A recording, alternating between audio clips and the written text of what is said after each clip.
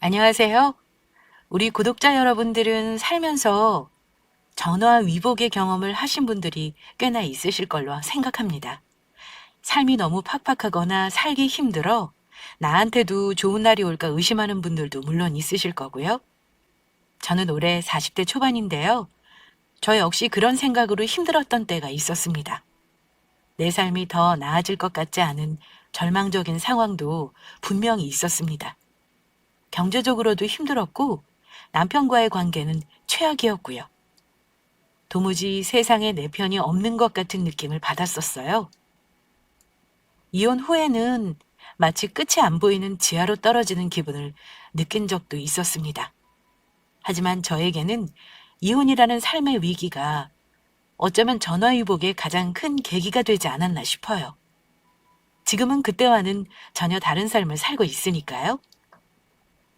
지금 혹여 힘든 일을 겪고 계시는 분이 있다면 저의 사연을 들으시고 아마 힘을 내실 수 있을 거라고 저는 장담합니다. 저처럼 평범하고 아무 미천없는 사람도 노력하면 누구나 부러워하는 인생을 가질 수 있다는 걸 아시게 될 거니까요. 일단 저는 이혼녀입니다.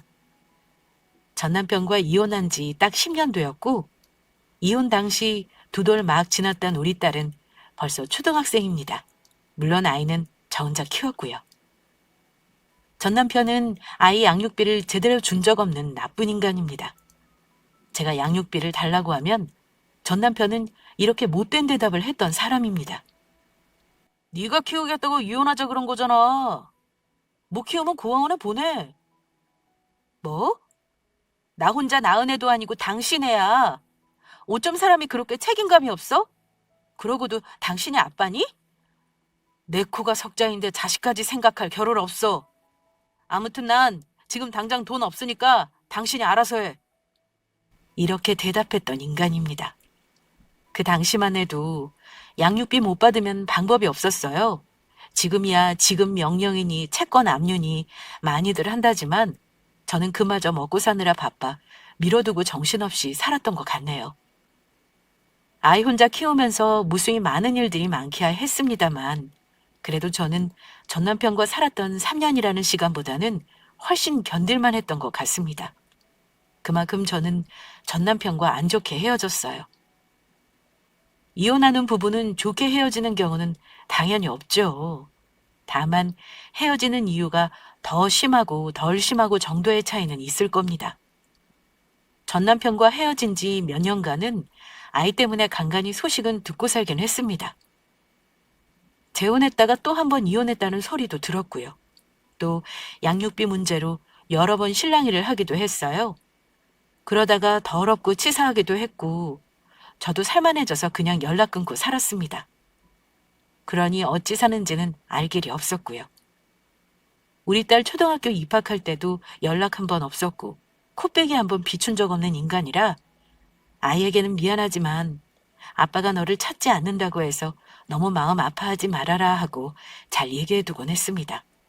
물론 아이는 아직 어려서 아빠가 없다는 사실을 담담하게 받아들이고는 있어요. 나중에 사춘기가 오면 아마 소가리를 할지도 몰라도 아직까지는 어렴풋이 이해하고 있는 듯 합니다. 그렇게 난리를 치며 시끄럽게 이혼한 전 남편 이야기를 헤어진 마당에 굳이 왜 하는지 궁금하시죠? 다름이 아니라 그때 못 갚아준 복수를 할 기회를 하늘이 준 것인지 작년 코로나가 한창인 시절 전 남편에게 한 방 크게 먹인 통쾌한 사연이 있었습니다. 바로 이혼한 전 남편과 우연찮게 얼굴 볼 일이 생겼던 건데요. 소식 안 듣고 산 지 몇 년 만에 만난 그 인간은 저에게 비굴한 모습으로 싹싹 빌며 구걸하듯 재결합 얘기를 꺼내기까지 했습니다. 저에게 양육비 없으니 아이를 고아원에 보내라는 말까지 했던 인간이 언제부터 자기 자식을 그렇게 애틋하게 여겼다고 아이 핑계를 대더라고요. 우리 애 중학교 가서 사춘기 오면 당신이 혼자 감당 못할걸? 다른 친구들하고 다르다는 거 알아봐라. 가뜩이나 결손가정 색안경 끼고 보는데 애가 주눅 들지 않겠어? 이래저래 우리가 애 생각해서 재결합하는 게 좋을 것 같아. 당신이 잘 생각해봐. 나는 옛날과는 아예 다른 사람이라는 거 자신 있게 말할 수 있다니까? 웃기지 마. 변했다는 사람이 지난주에 나 만났을 때는 그런 식으로 모멸감을 주니? 사람 본성은 절대 안 변해. 내 앞에서 연기하지 말고 제발 꺼져줄래? 아빠 없이도 우리 시연이는 하고 싶은 거 다 하면서 잘 살고 있으니까 당신 같은 아빠는 필요 없어.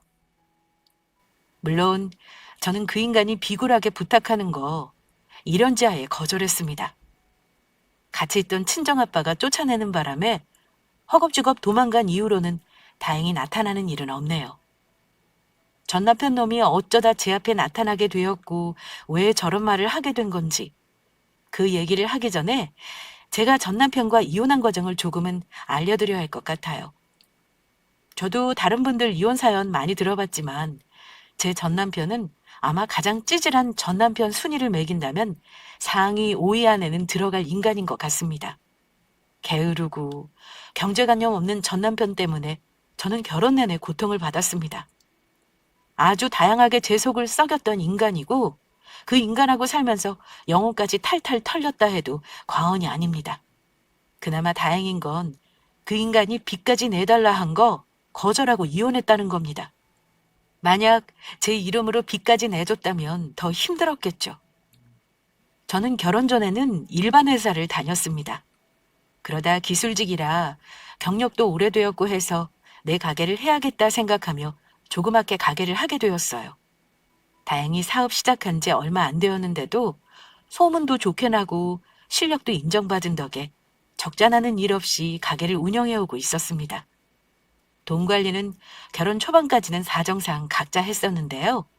그 이유는 남편이 보험이며 시댁 생활비며 이래저래 나가는 돈이 많아서였습니다.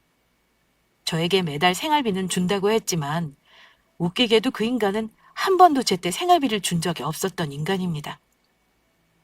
남편은 원래 애 낳기 전에는 샐러리맨이었어요. 그런데 오래된 회사임에도 경기가 어려울 때 힘들었는지 남편이 월급을 밀리기 시작하더라고요. 그러더니 월급을 반토막도 안 가져온 적이 있었습니다. 도저히 안 되겠는지 남편이 그러더라고요. 이 기회에 나도 내가 하고 싶은 사업을 한번 시작해볼까 봐. 더 나이 들어서 시작하느니 한 살이라도 젊을 때 하는 게 낫지 않겠어? 지금 회사 들어가기도 애매하고 어딜 가도 눈치 보일 나이거든. 사업해 본 적 없는 사람이 뭘 하려고 그래. 그냥 다른 회사 취직해보는 게 어때? 저는 남편이 못 믿어서 직장을 알아보라고 했지만 자기가 가진 경력으로는 사업을 해도 망하지 않을 자신 있다고 호언장담했습니다. 그런데 아시겠지만 수중에 가진 돈 없이 시작한다는 거 쉬운 거 아니잖아요. 사업하겠다고 다니던 회사를 대책 없이 나오더니 퇴직금을 까먹으며 내리반년을 쉬더라고요. 그동안 저는 제 가게 일하면서 나오는 수입으로 남편 먹고 입는 것까지 다 해결해 줬습니다. 나중에 제가 제발 생활비 벌어오라고 재촉하니까 겨우 예전보다 못한 회사에 취직을 하긴 했는데요. 취직해서 회사 다니면서도 곱게 다닌 적이 없습니다. 툭하면 관두고 사업하고 싶다면 매일 노래를 부르던 인간이에요. 그러는 동안 뜻하지 않게 아이가 생기는 바람에 아이까지 낳게 되었고 저는 그때부터 육아와 살림 그리고 경제적인 것까지 독박을 쓰기 시작했습니다. 남편은 아이를 낳을 때까지도 생활비를 제대로 주지를 않았고 저를 믿을 구석이라고 생각했는지 툭하면 자기 카드값을 급하게 메꿔달라고 하기도 했습니다. 그러다가 처음 일이 터진 게 아이가 돌 지난 무렵 그 인간이 금리가 9%나 되는 3천만 원의 빚이 있다는 걸 우연히 우편물을 보고 알게 되었어요. 놀란 저는 남편에게 당장 따져 물었습니다. 당신 이거 뭐야? 진짜 미쳤구나 당신. 왜 나 몰래 3천만 원이나 이런 높은 이자를 주고 대출을 받은 거야? 당신이 이런 목돈 쓸 일이 뭐가 있다고 대출을 받은 건데 그 돈 다 어디 있어? 당신 이거 갚을 능력도 없잖아. 어쩌려고 그래? 대출 받은 돈 어디 있어? 당장 내놔. 그랬더니 이 인간이 한다는 소리가 돈은 없고 버는 방법이 주식밖에 더 있겠냐? 한 달에 딱 10%씩만 벌어보려고 했는데 그게 쉽지가 않네. 말하려고 했는데 당신 이럴까봐 말을 못했어. 이러는 겁니다. 추궁해보니 이미 그 돈은 반의 반토막이 나서 이자 갚으면 끝인 상황이었고요. 이자율이 너무 높아 이건 아니다 싶었던 저는 소상공인 대출을 급하게 받아 남편의 빚을 먼저 갚아주었습니다. 그 돈이 대략 2,500 정도 들었네요. 제 이름 대출로 갚아준 거라 남편에게 이자라도 매달 내달라고 했는데 그 인간 첫 달 빼고는 한 번도 준 적이 없었습니다. 결국 그 돈은 나중에 제가 가게 빼면서 보증금으로 메꿨네요. 그런 사고만 친 게 아닙니다. 얼마나 대책이 없는 사람이었냐면 신혼 때 살고 있는 빌라 전세 보증금이 1억 남짓이었는데요. 그 인간이 저와 상의도 없이 엉뚱한 동네 아파트를 가계약을 덜컥하고 와서는 저에게 이사를 가자고 한 적도 있었습니다. 난데없이 자기가 집을 샀다면서요. 여보, 우리 집 샀다? 뭐? 갑자기 무슨 뚱딴지 같은 소리야. 지금 우리 형편에 무슨 집을 샀다 그래? 내가 가계약금 걸고 왔어. 너무 마음에 드는 매물이 나왔는데 대출 무리하더라도 우리 이번 기회에 집 사자. 저는 남편이 너무 철이 없다는 생각이 들었습니다. 정신 차려. 지금 생활비에 공과금에 차 대출이랑 당신 돈 갚아준 거 대출까지 내가 다 감당하고 있는 거 몰라? 도대체 무슨 생각으로 가계약을 한 거야? 일단 당신이 가서 집을 한번 봐봐. 당신이 마음에 안 들면 가계약금 돌려준다 그랬어. 당신도 마음에 들 거야. 지금 아니면 집 못 산다니까. 요즘 다들 대출 내서 집 사는 거 몰라? 이게 기회라고. 집주인이 싸게 내놨을 때 사야 하는 집이야. 남편 성화에 어쩔 수 없이 갔는데 저는 남편이 마음에 든다는 집을 보고 경악했습니다. 집은 거의 산꼭대기 20년 구축 아파트. 게다가 제 가게에서 1시간이 넘게 떨어진 곳이었습니다. 남편은 그 집을 너무 마음에 들어 했고 대출도 자기가 감당하겠다고 다짐을 하더라고요. 마침 시댁에서 돈을 좀 보태준다고 하시길래 남편에게 물었습니다. 분명히 말하는데 나는 이 집 별로고 우리는 지금 집 살 때가 아니라고 생각해. 한 번 사면 30년을 감당해야 하는데 할 수 있겠어? 나는 사무실 운영하고 생활비 쓰는 것도 힘들어서 이 집 대출 같이 갚는 건 무리야. 당신이 혼자 갚아야 해. 그랬더니 30년을 자기가 책임지고 갚겠다는 겁니다. 그래서 이사를 오게 되었습니다. 빌라 보증금이 거의 제 돈이었기 때문에 명의는 공동으로 했지만 남편 이름으로 대출을 받았어요. 매매 대금이 2억 8천 정도 했던 것 같네요. 어쨌든 이사 오고 나서 또 일이 터진 게요. 집 사고 나서 얼마 안 돼. 남편 놈이 외제차를 타고 가게 앞에 차를 쓱 대더라고요. 황당한 제가 뭐냐고 물었더니 남편 놈이 어깨를 으쓱하고 내리면서 대출 풀로 받아서 남은 돈으로 하나 뽑은 거야. 우리 타던 차는 너무 오래돼서 어차피 바꿔야 하잖아. 이미 샀는데 어쩌냐. 나는 꼭 이 차를 사고 싶었어.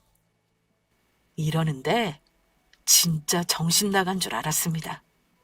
순간 이 인간이랑 30년 동안 살면 계속 이러겠구나 싶더라고요. 진짜 당신 미쳤구나. 책임감이 없으면 생각이라도 있어야지. 내가 이 집 가장이니? 도저히 이렇게는 더 못 살겠다. 우리 이혼하자 그냥. 그때 이혼하자는 말을 처음 했는데 남편 놈은 제가 화나서 하는 말이라고 생각하는 것 같더라고요. 남편이 정말 악질인 게 뭐냐면요. 저질러 놓고 감당 못하면 내가 해결해 주겠거니 한다는 겁니다. 남편은 역시나 그 다음부터 집 대출금과 자동차 대출금, 각종 공과금을 전혀 보태지 않았습니다. 연체한다고 죽는 소리 하면 제가 마지못해 내주기를 몇 달째. 아이까지 있는 상황이었지만 이렇게는 더 못 살 것 같았습니다. 살은 살대로 빠지고 가게 고정 지출은 있어서 너무 힘든 상황에 당장 다음 달 대출은 어떻게 하지 하면서 스트레스 받고 사는 날이 거의 매일이었어요. 그러다가 결국 제가 폭발하게 되면서 남편에게 이혼하자고 했네요. 이혼하는 과정을 말하자면 그것만 해도 밤샐 지경이지만 더 중요한 얘기가 남아있으니 아이는 제가 키우기로 하고 협의 이혼했다는 것만 먼저 말씀드리겠습니다. 이 인간이 산 집 금매로 후려쳐서 저는 제 돈이랑 남편에게 갚아준 대출금 2천가량 챙겨서 딱 1억 5천 가지고 이혼했습니다. 저는 이혼 절차 밟는 동안 운영하던 사업장도 접고 말았어요. 건강이 너무 안 좋아졌고 그동안 조금이나마 모아둔 돈으로 조금 쉬고 싶었습니다. 그리고 어쩔 수 없이 돈을 아끼기 위해 친정으로 들어왔습니다. 당분간 건강을 회복했고 마냥 실수만은 없었던 저는 일을 시작했습니다. 이혼하고 나서 아이와 어떻게든 먹고 살기 위해 일을 악물었습니다. 이혼하고 친정집에 잠시 신세지고 산다 해도 천년만년 부모님께 신세를 지기는 싫었습니다. 그래도 사업했던 경험을 살려 사무실 위치를 친정집과 가까운 거리에 관공서 근처로 옮겨 다시 오픈을 하게 되었는데요. 그때부터 다행히 일이 잘 풀리기 시작했습니다. 한 해, 두 해 지나면서 점점 자리를 잡아갔고 수입도 더 늘었고요. 여성기업, 지역 중소기업 이런 혜택들이 일을 따오는데 유리한 점이 많았습니다. 게다가 회사 다닐 때 알고 지내던 지인들이 여러모로 일거리를 도와주신 덕에 더 자리를 빨리 잡을 수 있었습니다. 적잖아는 일은 없이 사무실을 운영해오고 있었지만 다행히 소문도 좋게 나고 실력도 인정받아 점점 매출이 늘기 시작했습니다. 매출이 늘면서 직원도 3명이나 고용하게 되었고요. 한동안은 주말도 반납하고 몇 년간 여행도 못 다니면서 살았던 것 같아요. 그때만 생각하면 아이에게 미안한 점이 많았습니다만 그래도 그 덕에 아이가 학교 입학할 때는 대출 없이 신축 아파트에 이사도 하게 되었습니다. 그리고 딱 이혼한 지 9년째 되던 해 좋은 기회가 생겨 오래되긴 했지만 4층짜리 작은 상가 건물을 대출을 껴서 매입하게 되었습니다. 1, 2층에는 월세 받을 수 있는 상가가 있고 3, 4층에는 각각 4가구 전세나 월세를 받을 수 있는 주거 공간이 있었어요. 그래서 대출을 충당하고도 매달 400만 원이 넘는 월세가 제 손에 떨어졌습니다. 임대 수익과 가게 운영 수익만 매달 1,000만 원이 넘다 보니 사는 게 참 재미있더라고요. 10년 전 남편 농가 살 때는 꿈도 꿀 수 없었던 일이었죠. 제가 건물 등기 친 날 친정엄마가 그러시더라고요. 우리 딸 그동안 애 많이 썼다. 너 이혼하고 나서 엄마가 말은 안 했지만 속으로 얼마나 울었는지 몰라. 근데 너는 그놈이랑 이혼하고 나서 운이 트인 게 확실해. 이런 게 전화위복이지 뭐겠니. 맞아 엄마. 나 만약 계속 그 인간 참고 살았잖아? 아마 모르긴 몰라도 지금 병 걸려 있을걸? 아니면 진지가 죽었을지도 몰라. 이제는 이혼해준 그놈한테 고맙다는 말이 절로 나오는구나. 이제 어엿한 건물주의 사장이니 누가 너를 함부로 하겠니? 우리 시연이도 하고 싶은 거 다 해주고 키울 수 있어. 축하한다 우리 딸. 고생 많았어. 이제는 나랑 우리 가족 정말 좋은 일만 있었으면 좋겠다. 친정엄마가 건물주 된 걸 축하한다며 눈물을 훔치시는데 저도 치열하게 살았던 세월들이 눈앞에 주마등처럼 스치더라고요. 이제는 열심히 재산 지키고 일궈서 우리 딸에게 나중에 잘 물려줄 생각이었습니다. 이혼하고 나서 저처럼 일이 잘 풀리는 분 아마 의외로 주변에 많을 겁니다. 저는 나이 40이 넘었지만 바쁘게 살아온 지난 날이 하나도 후회되지 않을 정도로 뿌듯했습니다. 제가 산 건물은 다행히 입지도 나쁘지 않은 편이었어요. 물론 중심 상권에서는 살짝 벗어나 있긴 했어요. 그래도 주변에 유동인구가 많아서 상가 입점도 잘 되는 편이었고요. 아직 2층이 공실이긴 했는데 부동산 통해서 간간히 보러 오는 사람이 꽤나 있었습니다. 혹시 2층에 월세가 안 들어오면 제 사무실을 이전해야겠다 고민하고 있었고요. 근처에 사무실이 있었던 저는 하루 2번씩 건물에 와서 주변 정리를 하거나 건물에 손볼 곳이 없는지 살피곤 했습니다. 정기적으로 건물 청소하는 사람을 쓰기는 인건비가 좀 아까워서 한 달에 한두 번만 사람을 쓰곤 했습니다. 나머지 날은 제가 오거나 친정아빠가 오셔서 일을 해주시곤 했어요. 월세 관리랑 세입자들 관리하는 건 거의 부모님이 해주셨고 제가 할 일을 많이 거들어 주셨습니다. 솔직히 말하면 저는 제 소유 건물에 가서 굳은 일을 해도 기쁘기만 했습니다. 오히려 남의 손에 맡기는 것보다 내가 하는 게 더 세세히 살필 수 있어서 좋았어요. 내 거라고 생각하니까 건물에 아무리 더러운 게 묻어 있어도 닦을 수 있을 것 같은 기분이었습니다. 그러던 어느 날이었습니다. 그날은 건물 청소도 하고 화단을 좀 손보려고 일찍 퇴근 후 건물 잡일을 하고 있었는데요. 부동산에서 2층 상가에 월세를 들어오고 싶다는 사람이 있다며 보러 가도 되겠냐는 연락을 받았습니다. 마침 건물 청소를 하고 있었던 저는 잘 됐다고 생각했고 별 생각 없이 보러 오시라 했습니다. 그런데 정말 예상 밖의 사람이 제 건물의 상가 자리를 보러 왔더라고요. 맨 위층부터 계단 청소를 마치고 내려오고 있는데 제가 아는 얼굴이 1층에서 올라오고 있는 겁니다. 그건 다름 아닌 다시는 만나기 싫었던 제 전남편이자 제 아이의 아빠였습니다. 저도 놀랐지만 그 인간도 저를 보더니 처음에는 못 알아보는 듯 하다가 소스라치게 놀라더라고요. 아니, 시원이 엄마, 당신 여기 웬일이야? 그 인간은 짧은 찰나의 순간에도 저를 머리끝부터 발끝까지 훑어보더군요. 하필 저는 일을 하느라 편한 트레이닝 복장이었고 손에는 청소도구에 옷도 하단 정리로 지저분해져 있는 상태였는데 말입니다. 근데 순간 저의 추레한 모습을 본 전남편 얼굴에 살짝 승리감이랄까요? 그런 표정이 보였습니다. 놀란 저는 전남편에게 소리를 질렀습니다. 당신이야말로 여기 웬일이야? 무슨 볼일이 있어서 온 건데? 나야 여기 올 이유가 있어서 온 거니까 궁금해할 건 없고 당신이 온 이유나 말해. 저는 순간적으로 남편이 상가 자리를 보러 온 것이라고는 생각을 못했어요. 그 사람이 왜 내 건물에 온 건지 영문을 알 수 없어서 물은 건데 제 물음에 이렇게 대답하더라고요. 나? 나도 이유가 있으니까 온 거야. 사실 당신은 모르겠지만 내가 회사를 예전에 관두고 장사를 시작했거든? 시내에서 하다가 월세가 너무 비싸서 조금 싼 데로 가게 자리 좀 새로 보러 왔지. 근데 당신은 뭐야? 잘 지내는 줄 알았는데 많이 힘든가 봐? 이런 일을 다 하고 말이야. 당신 여기서 청소 일하는가 봐. 그렇게 나한테 큰 소리치고 이혼하더니 고작 이런 일 하고 있는 거야? 근데 당신 건물 청소해주면 얼마나 받아?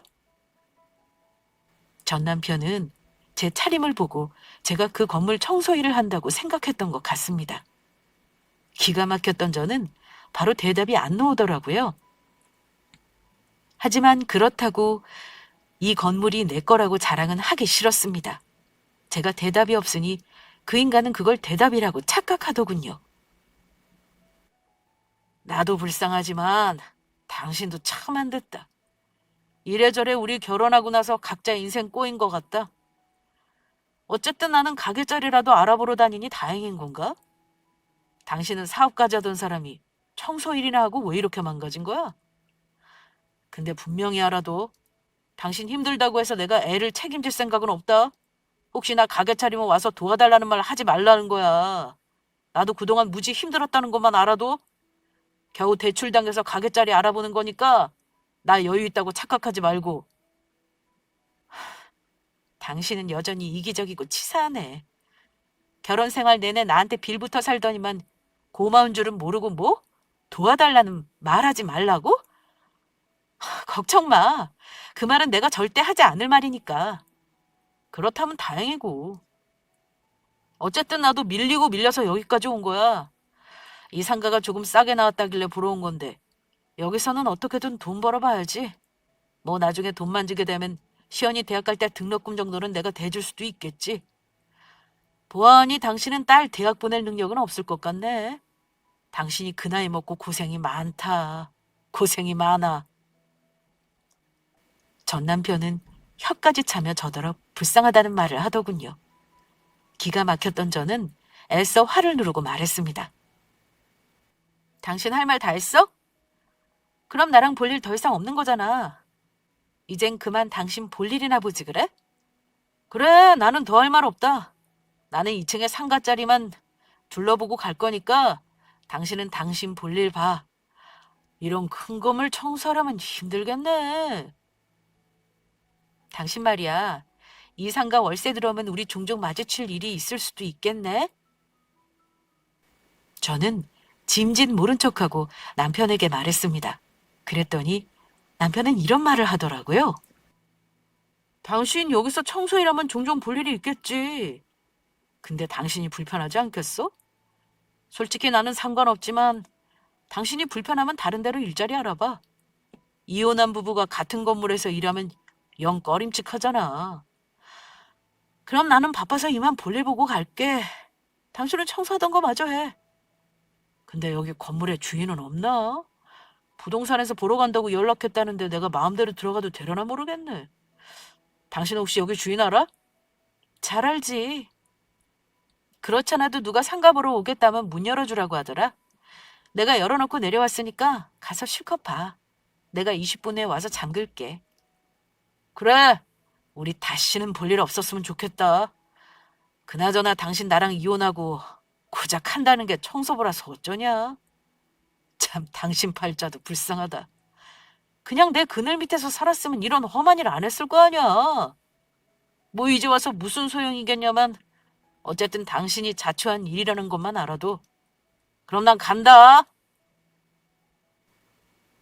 남편은 상가 자리를 보겠다며 자리를 떴고 저는 그 인간 뒤통수에 대고 마음속으로 소리를 질렀습니다. 그래, 누가 불쌍한 건지 어디 한번 두고 보자.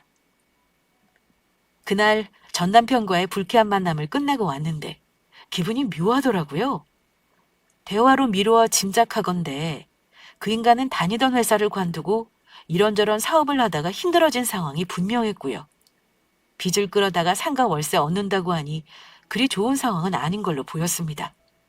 이혼할 때는 그래도 직장에 다니던 사람이었고 제 상황이 더 나빴는데 세월 지난 지금은 그 인간은 월세나 알아보러 다니고 있고 저는 건물주라니 참 인생 알다가도 모를 일이구나 싶었습니다.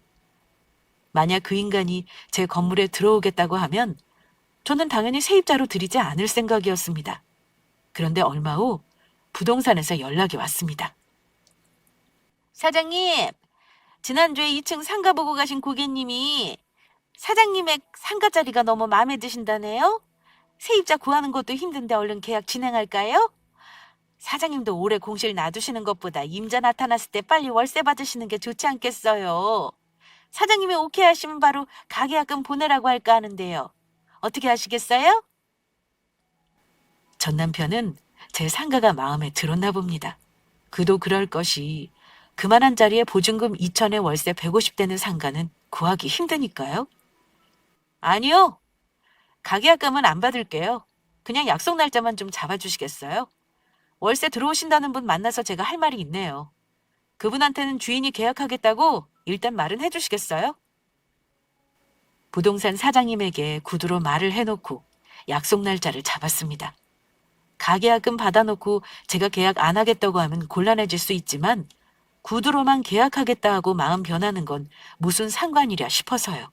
그리고 일주일 후 저는 약속 시간에 맞춰 부동산으로 갔습니다. 지난번 전 남편과 마주칠 때는 추리한 차림이었지만 그날은 최대한 좋은 옷에 좋은 가방을 들고 제 고급 세단을 몰고 갔습니다. 부동산에 들어서니 마침 그 인간은 저를 등지고 앉아 있더군요. 부동산 사장님이 저를 보고는 반갑게 아는 척을 했습니다. 어머, 사장님 오셨네요. 여기 김 사장님도 미리 와 계세요. 어서 앉으시죠? 저는 대답 없이 전 남편과 중개인이 앉아있는 테이블로 걸어갔습니다. 제 또각거리는 구두 소리에 전 남편은 뒤를 돌아보더군요. 그리고 저의 얼굴을 본 전 남편의 표정은 제가 굳이 말하지 않아도 예상하실 수 있을 겁니다. 놀라다 못해 경악스러워하는 표정이었고 제가 자리에 앉으니 아무 말도 못하고 어쩔 줄을 모르더라고요. 부동산 사장님은 전 남편 얼굴을 보고 뭔가 이상하다고 생각했는지 이러더라고요. 어머, 김 사장님, 왜 이리 땀을 흘리세요? 아, 건물주 만나서 긴장하셨나 보다. 걱정 마세요. 여기 건물 사장님 세입자들한테 평판 좋은 분이세요. 요즘 자영업자들 힘들다고 월세도 엄청 싸게 내놓으셨잖아요. 너무 긴장하지 마시고 일단 준비하신 도장이랑 신분증 주시죠? 하지만 남편은 당황했는지 대답도 못하고 우물쭈물 하더군요.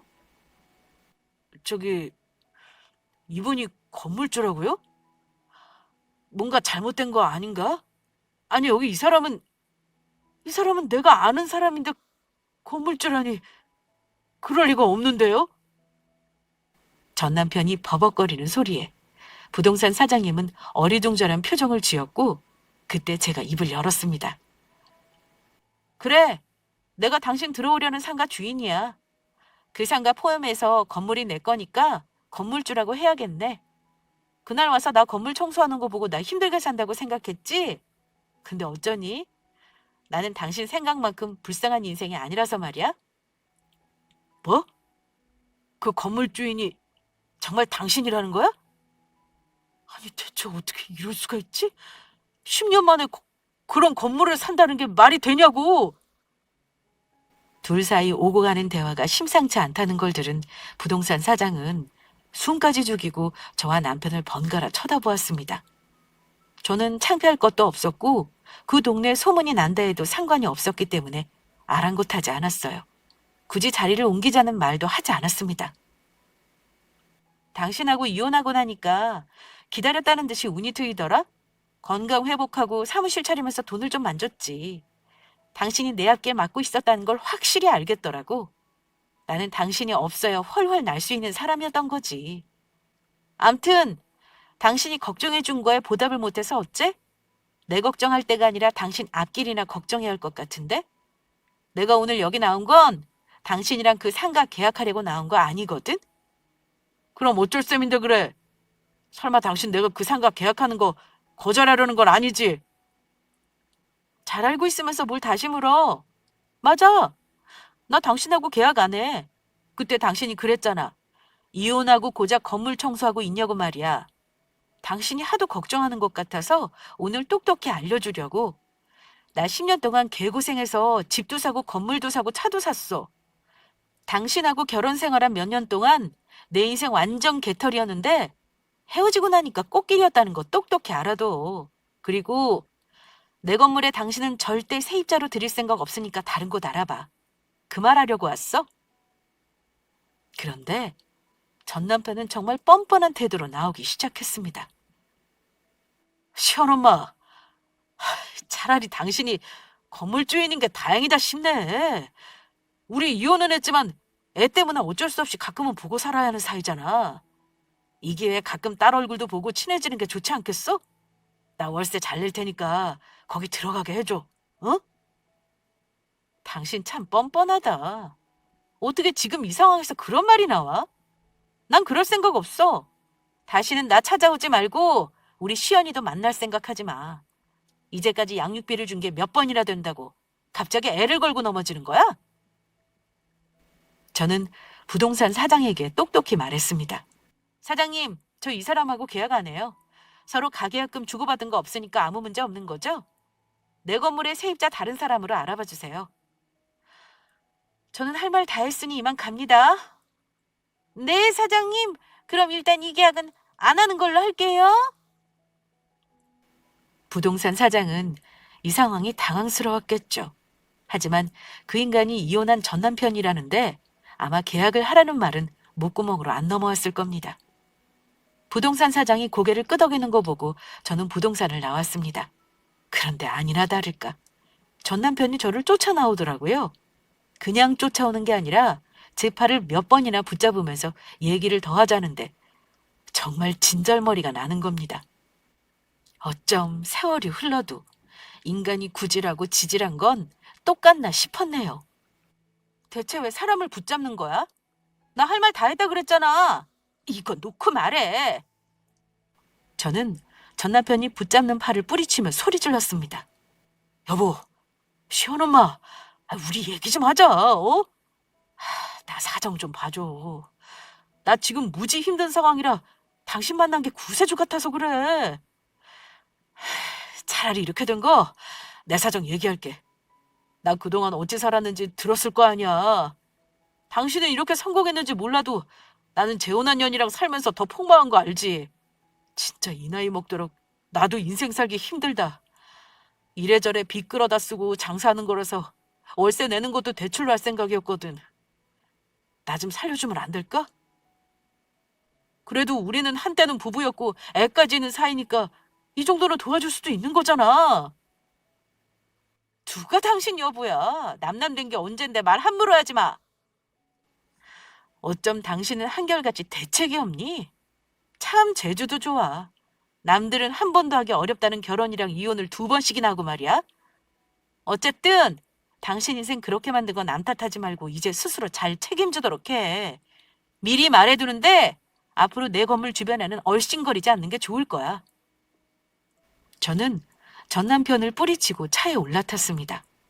그 인간은 제가 타는 차를 보면서 또 한 번 놀란 표정으로 쳐다보더라고요. 예전에 자기 마음대로 집 저지르고 나서 대출받은 걸로 외제차를 샀던 대책 없는 사람이라 아마 저 타는 차를 보고 입이 떡 벌어졌을 겁니다. 저는 뒤도 돌아보지 않고 자리를 떠났습니다. 그 후 부동산에는 따로 전화해서 소란 피운 거 사과했어요. 다음에 세입자 알아봐주면 복비 두둑하게 주겠다고 했고요. 혹시 그 인간이 오면 절대 내 연락처 알려주지 말라고 단단히 일러뒀습니다.